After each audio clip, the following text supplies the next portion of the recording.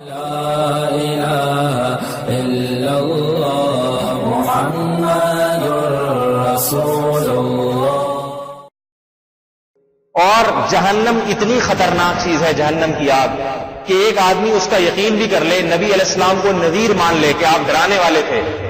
نافرمانوں کو جہنم کی آگ سے ڈرایا ہے، اور وہ صرف نذیر پر نعتیں پڑھنا شروع کر دے،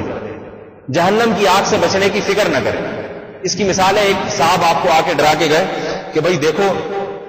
جلسے میں نہ جانا، کل جو جلسہ ہونے والا اس میں بہت بڑا بم پھٹنے والا ہے، کیا خیال ہے؟ وہ بتا رہا ہے، آپ کہہ رہے ہیں کوئی بات نہیں، بم تو پھٹے گا لیکن مٹھائی تو ملے گی نا جلسہ جب ختم ہوگا۔ مٹھائی کے لالچ میں آپ جانے کی کوشش میں لگے ہوئے، بم کی فکر نہیں ہے آپ،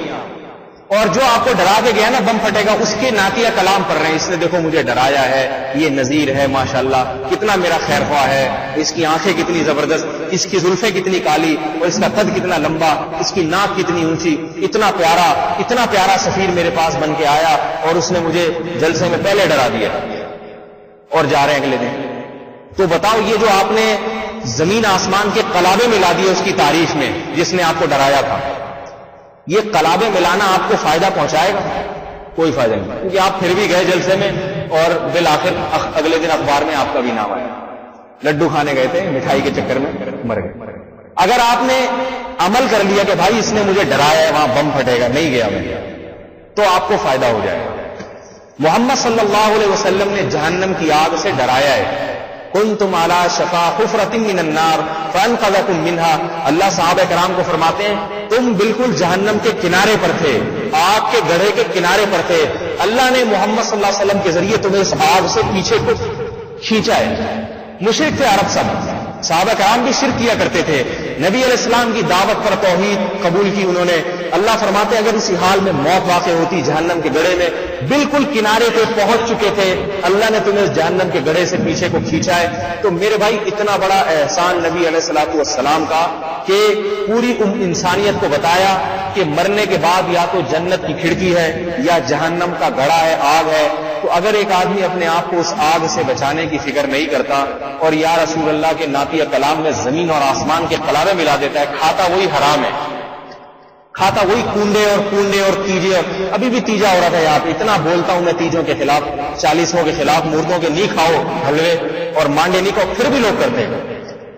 پھر بھی کرتے ہیں۔ مر جائے گا تو تیسرے دن کھائیں گے بوٹیاں تمبو لگا کے، سمجھ میں نہیں آتی اس قوم کو ہو کیا گیا میرے بھائی۔ خدا کی قسم یہ تمبو اور یہ بوٹیاں جو ہے نا، مرغے، یہ جہنم کی آگ سے نہ مردے کو بچائیں گے نہ کھانے والے کو بچائیں گے، یہ انگارے پیٹ میں اتارے جا رہے ہیں، تو پھر بھی وہی کام کریں گے۔ تو محمد صلی اللہ علیہ وسلم نے جہنم کی آگ سے بچنے کا جو طریقہ بتایا ہے، اس میں کنڈوں کا، قرآن خوانیوں کا، تیجوں کا اور چالیسوں کا کہیں بھی تذکرہ نہیں، کہیں بھی نہیں۔ کھانے کا نہیں ہے، روزہ رکھنے کا تو ملے گا آپ کو، کھانے کا نہیں ہے اس میں، کہ جو آدمی صبح نہار منہ ایک پلیٹ بریانی کھائے گا جہنم سے 1 کلومیٹر دور ہو جائے گا، ایسی کوئی حدیث نہیں۔ جو اتنی مرغی کی اتنے حلوے کھا لے گا، اتنی بوٹیاں کھا لے گا، اللہ تعالیٰ اس کو جہنم سے اتنا دور کر لے گا۔ محرم کے بارے میں موضوع من گڑت حدیثیں جو دسترخوان وسیع کرے گا اس کے رزق میں برکت ہوگی، موضوع من گڑت روایتیں، ان کی کوئی حیثیت نہیں ہے۔ روزہ رکھنے پر ہے جہنم سے کافی دور ہو جاتا ہے انسان، اور جو ہے نا روزہ ڈھال بن جاتا ہے گناہوں کے درمیان، جہنم کی آگ کے درمیان۔ کھانا پینا چھوڑنے پر تو ہے، کھانے پر فضائل نہیں۔ کھانا انسان کی ضرورت ہے، کھائے اس لیے ضرورت پوری ہو جائے، نہیں کھائے تو خدا کے لیے پھر بھی وہی کرتے ہیں۔ ابھی میں نے دیکھا ہمارے گلی کے سامنے ہو رہا ہے سب کچھ، یہی نماز پڑھتے ہیں، یہی جمعہ